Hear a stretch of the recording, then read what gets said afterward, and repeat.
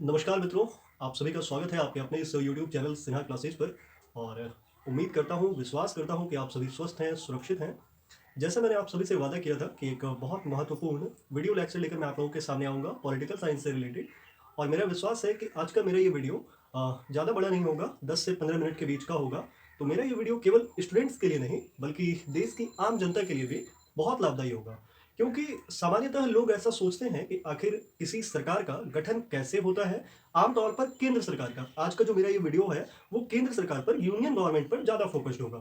तो लोग ये सोचते हैं कि आखिर सरकार का गठन कैसे होता है, मंत्री किसे कहते हैं, मंत्रिमंडल, मंत्री परिषद, कैबिनेट, ये सारी बातें अक्सर लोग सोचते हैं। तो अगर आज आप इस वीडियो के अंत तक मेरे साथ बने हुए हैं तो मेरा विश्वास है कि बहुत सारे सवाल और बहुत सारे आपके डाउट्स आज क्लियर हो जाने वाले हैं।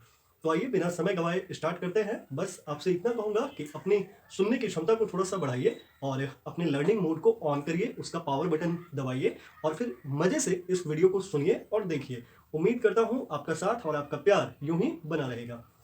तो सबसे पहली बात जो आज अगर स्टूडेंट्स के लिए मैं इस वीडियो का एक टाइटल देना चाहूँ तो मैं टाइटल दूंगा, जरा ध्यान से देखिएगा, संघ की कार्यपालिका। और अगर अंग्रेजी में मैं कहूँ, कोशिश करूंगा कि बीच बीच में मैं जो डिफिकल्ट हिंदी वर्ड्स हैं वहां पर मैं थोड़ा सा अंग्रेजी भी इस्तेमाल करूं। यूनियन एग्जीक्यूटिव, क्योंकि मोटा मोटा पूरे देश में इन्हीं के कार्य के आधार पर सारे कार्य होते हैं। तो संघ की कार्यपालिका को समझने से पहले यह समझना बहुत जरूरी है कि कौन लोग इसके शीर्ष पर हैं और उनके क्या काम है और उनका चयन कैसे होता है। तो मोटा मोटा आप ये जानते होंगे कि 1947 से पहले हमारा देश एक ब्रिटिश कॉलोनी हुआ करता था। तब की शासन व्यवस्था कुछ और थी। लेकिन 47 के बाद जब कॉन्स्टिट्यूएंट असेंबली का गठन हुआ और उसके बाद जब अंतरिम सरकार बनी, पंडित जवाहरलाल नेहरू प्रधानमंत्री बने देश के, तो फिर 1951-52 के आसपास, शायद अक्टूबर का कोई महीना रहा होगा, उस समय जब भारत में पहली बार डेमोक्रेटिकल इलेक्शंस हुए, जनतांत्रिक चुनाव हुए, तो इंसिडेंटली उस चुनाव में भी पंडित जवाहरलाल नेहरू भारत के प्रधानमंत्री चुने गए। यानी ये कहा जा सकता है कि डेमोक्रेटिकली भी पंडित जवाहरलाल नेहरू देश के पहले प्रधानमंत्री बने। तो सवाल ये खड़ा होता है कि आखिर प्रधानमंत्री कैसे बना जाता है, कैसे कोई नेता प्रधानमंत्री बनता है। तो आप इस चीज को समझिए कि सबसे पहले मैं एक आर्टिकल का उल्लेख करूंगा, article 53 clause 1 of Indian constitution. आप इस चीज को समझिए। इसमें एकदम मोटा मोटा साफ साफ लिखा हुआ है कि संघ की कार्यपालिका शक्ति राष्ट्रपति के हाथ में निहित होगी। आप इसको मोटा मोटा समझिए। इसका प्रयोग, पूरे क्लाउज को सुनिए, पूरी बात को सुनिए। इसका प्रयोग वह संविधान के अनुसार स्वयं या अपने अधीनस्थ पदाधिकारियों के द्वारा करेगा। तो ये आर्टिकल 53(1) है।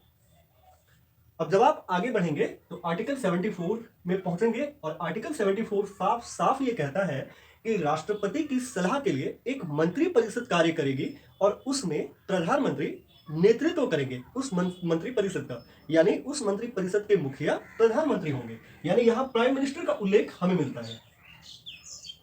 फिर अगले ही आर्टिकल में 75(1) में आप ये देखेंगे कि एकदम साफ लिखा हुआ है कि राष्ट्रपति महोदय प्रधानमंत्री की नियुक्ति करेंगे, यानी अपॉइंटमेंट ऑफ प्राइम मिनिस्टर। अब सवाल ये उठता है कि क्या ये अपॉइंटमेंट आर्बिट्रेरी है, मनमानी है? नहीं, ये आर्बिट्रेरी या मनमानी नहीं है, ये मनमानी नियुक्ति नहीं है। इस पर संविधान के बंधन है। अब क्या है, इस प्रक्रिया को समझते हैं। तो आप सीधा आ जाइए अब इलेक्शंस पर, जनरल इलेक्शंस, जिसे हम लोग लोकसभा चुनाव कहते हैं। देखिए, आपको पता है कि पूरे देश में एक साथ इस चुनाव का आयोजन किया जाता है केंद्र सरकार के द्वारा। और केंद्र सरकार से मेरा मोटा मोटा तात्पर्य संघ से है। और आपको पता है कि जनरल इलेक्शन जो लोकसभा चुनाव होते हैं वो भारतीय निर्वाचन आयोग द्वारा करवाया जाता है, इंडियन इलेक्शन कमीशन के द्वारा करवाया जाता है, या इलेक्शन कमीशन ऑफ इंडिया। तो जनरल इलेक्शन जब होते हैं, अब इस चीज को समझिएगा, तो उसमें क्या होता है कि बहुत सारी पार्टियां होती हैं। तो उन पार्टियों में जिस पार्टी को सबसे अधिक बहुमत मिलता है, यानी बहुमत दल, अब आप समझिए, बहुमत दल अगर मोटा मोटा मुझे आपको समझाना हो तो समझिए जरा कि पूरी लोकसभा की जो सीटें हैं, कुल सीटें, वो है 543,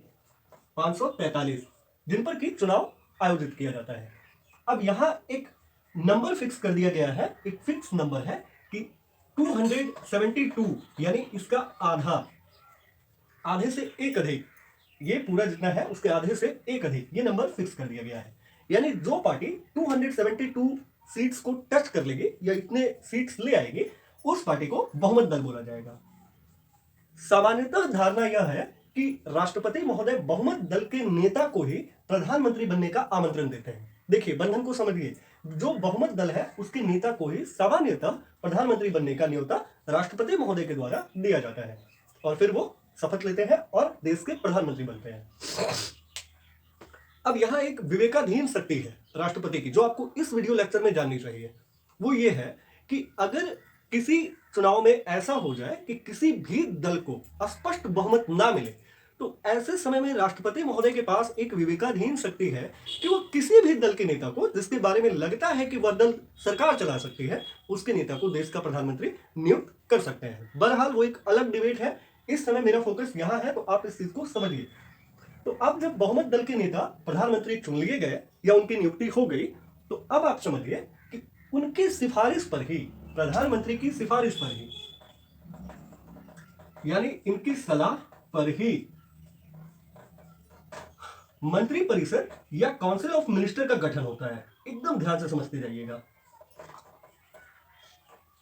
मैंने आपको कहा 74(1) उस मंत्रिपरिषद का प्रधान या मुखिया प्राइम मिनिस्टर होंगे।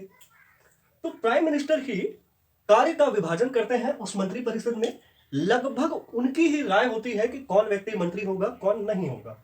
ठीक है, तो इस आधार पर मंत्रिपरिषद का गठन होता है। अब यहां एक सवाल ये उठता है कि आखिर मंत्री कैसे बनते हैं, फिर कौन लोग होते हैं जो मंत्री बन सकते हैं। तो अब अपने इस डाउट को भी क्लियर करिए। अभी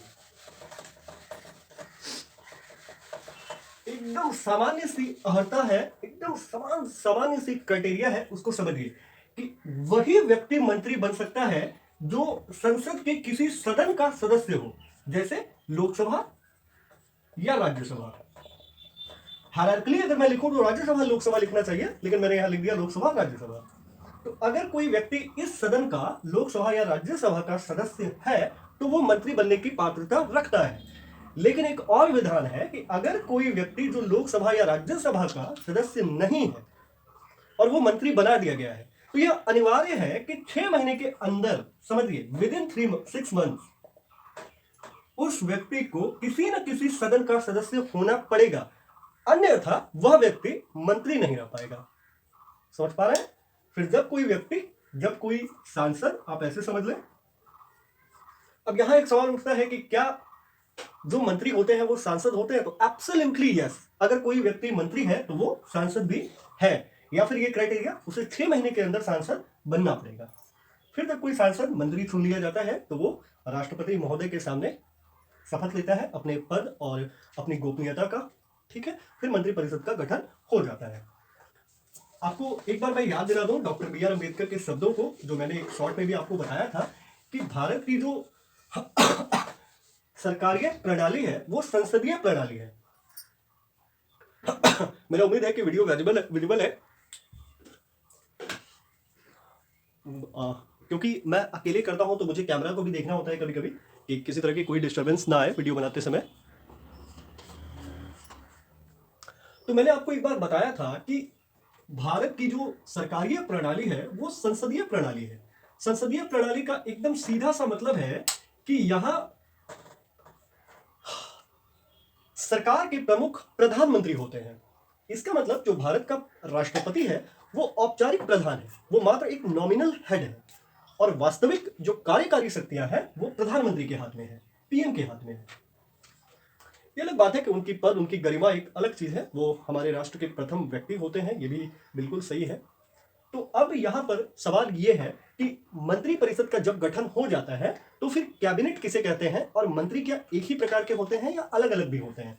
तो अब इस चीज को समझिए कि जब मंत्रिपरिषद का गठन हो जाता है तो इसकी 3 कैटेगरी होती है जो आपको समझनी चाहिए। सबसे पहले तो आता है कैबिनेट, दूसरा एक होता है राज्य मंत्री, और तीसरा एक होता है उप मंत्री। ये ध्यान रखिएगा कि ये एक ब्रिटिश सिस्टम है जिसका प्रयोग बहुत कम होता है, लेकिन फिर भी आपको जानना चाहिए। मंत्री परिषद की संख्या, ये एक बड़ा सवाल है, इसको समझिए। इसकी संख्या,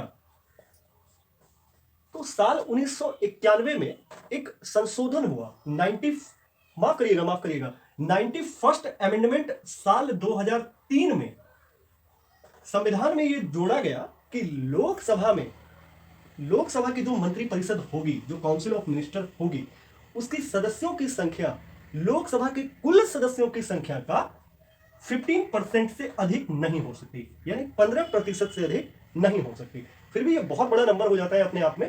तो क्योंकि मंत्री परिषद की संख्या बहुत अधिक होती है, मंत्री परिषद के सदस्यों की संख्या बहुत अधिक होती है, तो इसके नीति के लिए, इसकी बैठकों के समय के लिए, इसके बैठकों के निष्कर्ष के लिए एक कमिटी का गठन हुआ और धीरे धीरे उसका विकास होता गया। उसी समिति को कैबिनेट कहा जाता है। ध्यान रखिएगा, हिंदी में मंत्रिमंडल कहते हैं।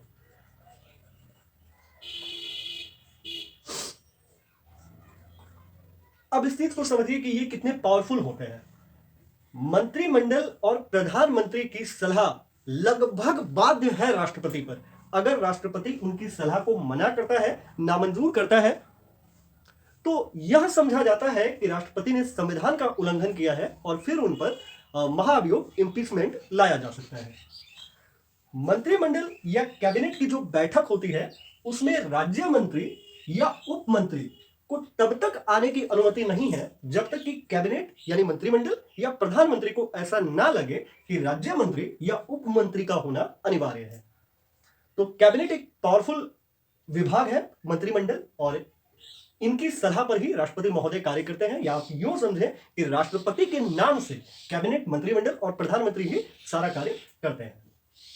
मंत्रिमंडल के जो सदस्य होते हैं वो अपने विभाग में अंतिम रूप से जिम्मेदार होते हैं, जवाबदेह होते हैं, और अपने विभाग के द्वारा, उसके अंतर्गत जितने भी कर्मचारी हैं, उसके द्वारा किए गए कार्यों के लिए भी अकाउंटेबल हैं ये लोग। और जब भी संसद में इससे संबंधित सवाल पूछे जाते हैं या उस विभाग से संबंधित सवाल पूछे जाते हैं, तो फिर यही मंत्रीगण होते हैं जो संसद में जवाब देते हैं। मंत्रिमंडल या कैबिनेट के मंत्रियों की सहायता के लिए ही आमतौर पर राज्य मंत्री बनाया गया है, लेकिन ध्यान रखिएगा कि इनका इंडिपेंडेंट चार्ज होता है या स्वतंत्र प्रभार के होते हैं, और इनका एक बड़ा काम कैबिनेट, मंत्रिमंडल के सदस्यों की मदद करना है। उप मंत्री ये कैबिनेट और राज्य मंत्री दोनों की मदद के लिए बने हैं। अक्सर होता है काम बहुत ज्यादा होता है, बहुत हेक्टिक, बहुत हेफ्टी, बहुत बड़े बड़े कामों में अक्सर इनकी जरूरत पड़ती है, आमतौर पर नहीं पड़ती। मैंने आपको कहा ये एक ब्रिटिश प्रणाली है, ब्रिटिश सिस्टम है, ध्यान रखिएगा।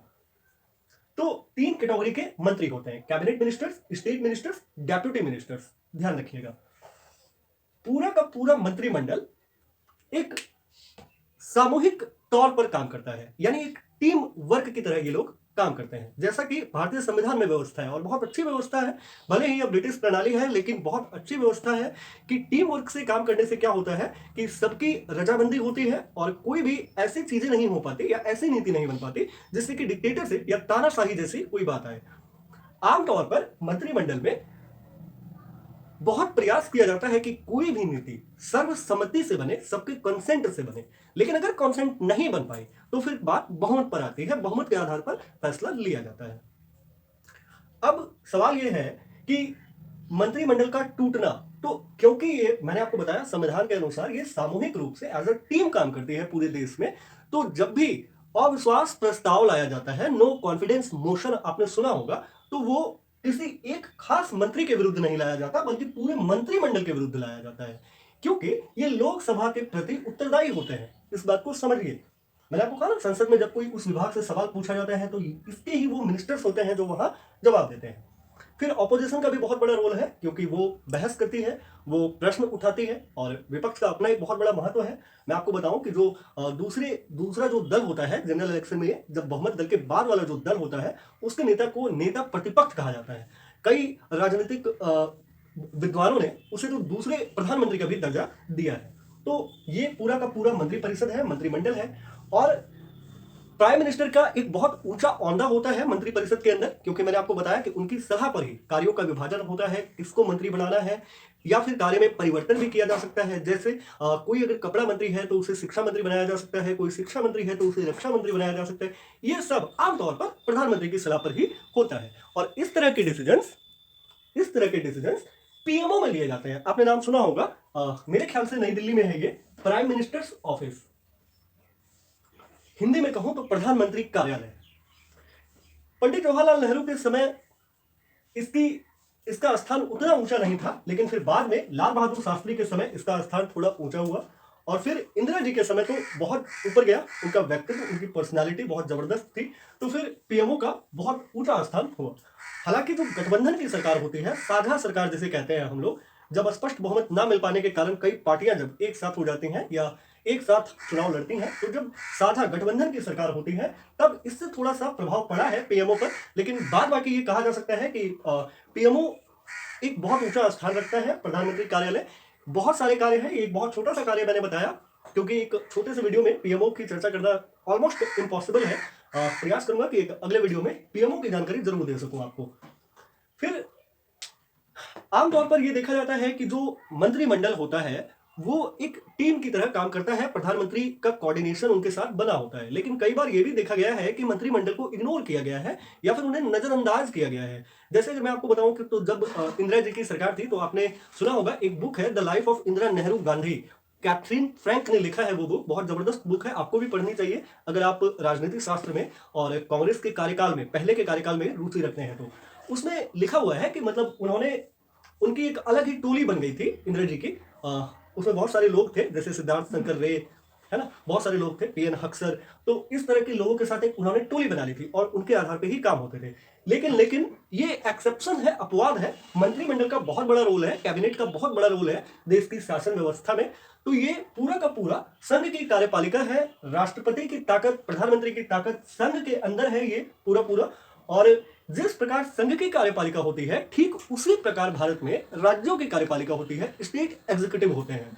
तो जल्दी मेरा प्रयास होगा कि एक और वीडियो लेक्चर लेकर आऊं जिसमें मैं आपको राज्य की कार्यपालिका के बारे में विस्तृत रूप से समझा सकूं।